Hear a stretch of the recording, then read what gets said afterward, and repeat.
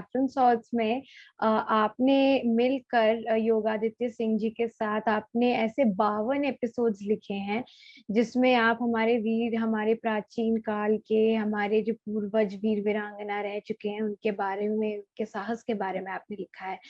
तो मैम, आप यदि चाहें तो हमारे दर्शकों के लिए आप ऐसे कुछ एपिसोड्स के बारे में हमें बता सकती हैं, ऐसे कुछ वीर वीरांगनाओं के बारे में बता सकती हैं जिनके बारे में आप सोचती हैं कि हमारे दर्शकों को जानना चाहिए। जी, फॉर एग्जाम्पल ऐसे तो हजारों लाखों में वीर वीरांगनाएं हैं जिनका जिक्र हमारे इतिहास की किताबों में नहीं है।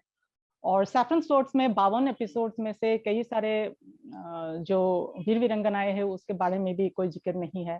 फॉर एग्जाम्पल रोयपुल यानी the 84-year-old woman ruler of a principality in Mizoram, that she fought against the British, she declared war against the British। उनके बारे में हम लोग बिल्कुल नहीं सुने हैं। पासालथा खोंगचेरा, he is also a freedom fighter। फिर मुला गाभरू एक आहूम कमांडर की वाइफ थी,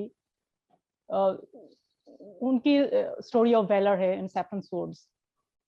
और जैसे फॉर एग्जांपल और भी साउथ से अगर एग्जांपल्स ले तो Kuyili, she fought against the British. Kapaya Nayaka, he re-established Hindu supremacy in Warangal after defeating the Turks।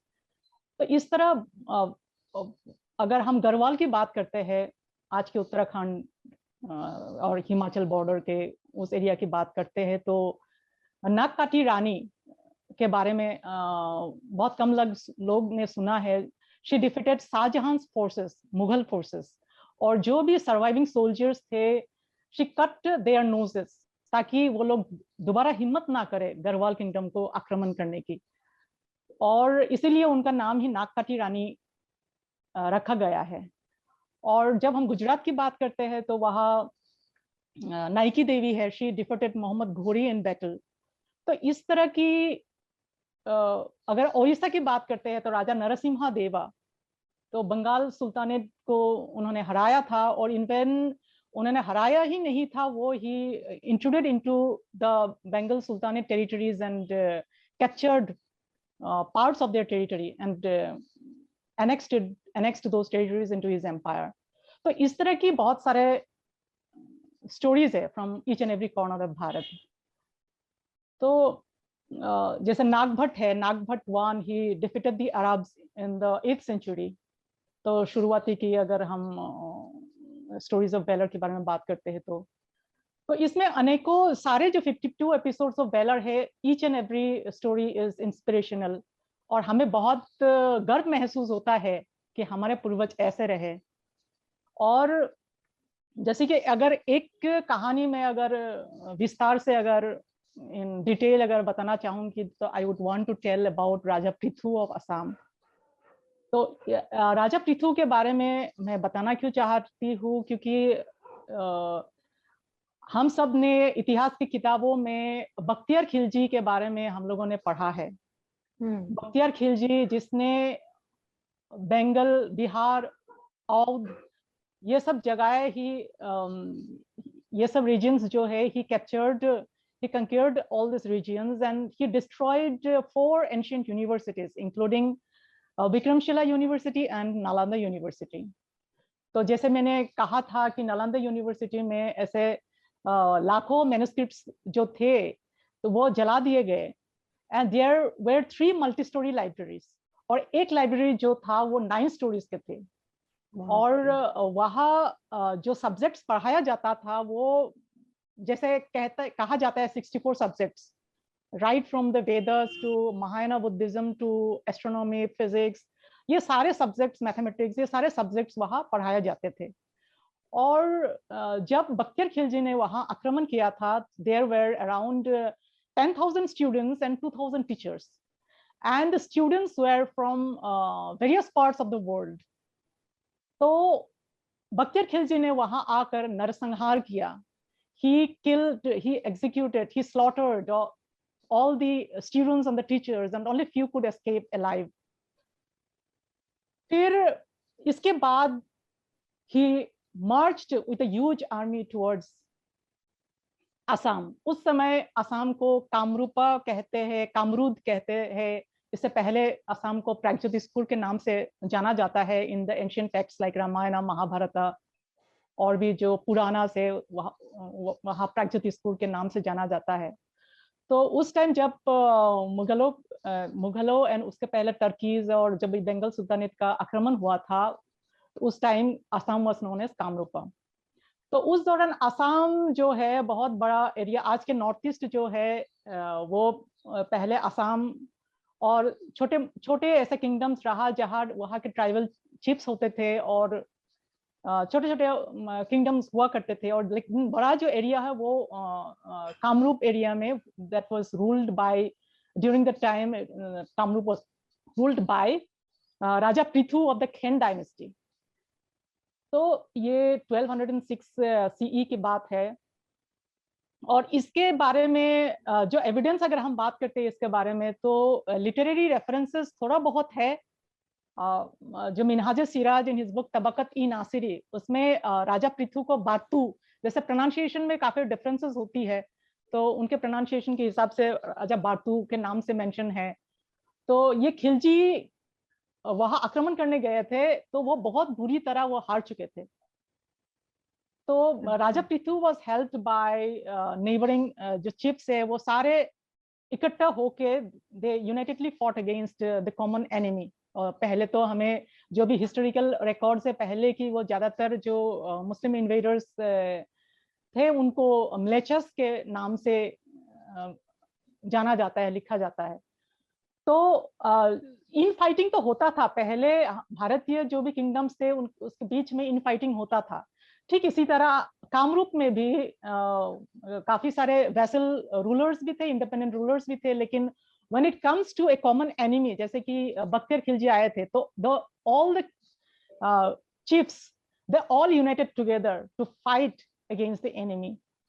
तो ये एक बहुत बड़ा एग्जाम्पल है। ऐसे कहा जाता है कि पहले कोई यूनिटी नहीं था, लेकिन ऐसे हजारों एग्जाम्पल्स है जहां unitedly the Hindu rulers fought against the enemy. तो इस तरह चाहे साउथ में हो, चाहे नॉर्थ में हो, चाहे ईस्ट में हो, हर जगह ये यूनिटी की बहुत सारे एग्जाम्पल्स है। तो राजा पृथु ने बख्तियार खिलजी को जब हरा दिया बैटलफील्ड से, Bakhtiyar Khilji with only a few hundred soldiers जो वहां से भाग गए थे, बैटलफील्ड से भाग गए। और एक बरनदी नदी है, बरनदी रिवर, ये इस रिवर में जो बाउंड्री कामरूप और बंगाल के वहां बाउंड्री है बरनदी। तो बरनदी नदी में पहले एक ब्रिज था, तो उस ब्रिज से वो लोग Bakhtiyar Khilji along with his army अंदर घुसे थे कामरूप में। तो राजा पृथु के फोर्सेस ने क्या किया, वो ब्रिज तोड़ दिए ताकि वापसी में ये लोग नहीं भाग सकते हैं। और वाटर जो है वो बिल्कुल फ्लडेड टाइप था, कोई स्विम करके भी अगर पार करे तो बहुत कम ही there is little hope of survival कि वह स्विम करके रिवर बच जाए। तो जब Bakhtiyar Khilji with few hundred soldiers he reached the Barnadi river, वो देखा कि वो ब्रिज है ही नहीं।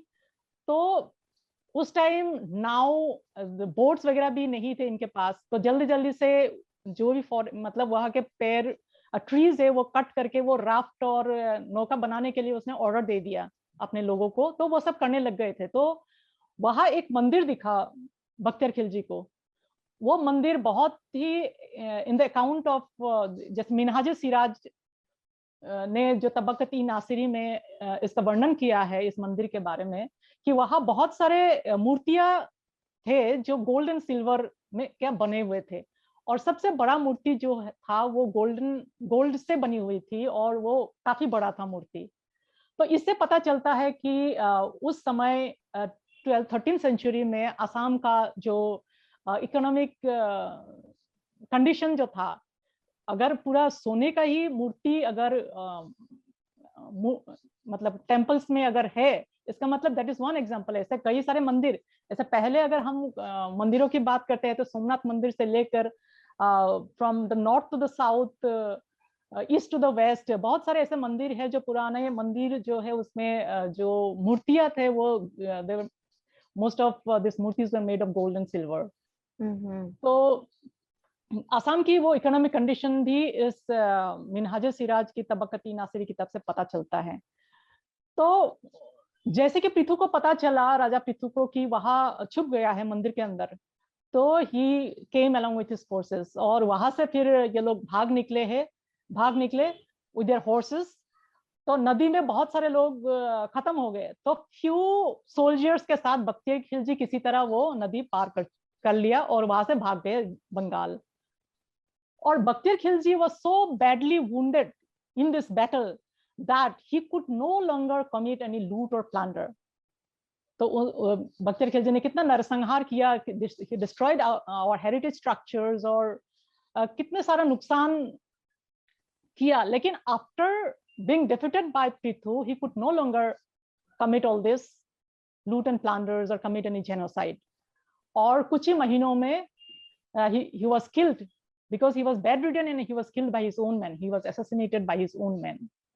तो ये जो विक्ट्री है राजा पृथु के बारे में, ये हमें नहीं मिलता है। इसका जिक्र एक इंस्क्रिप्शन में है कामरूप में, प्रेजेंट गुवाहाटी।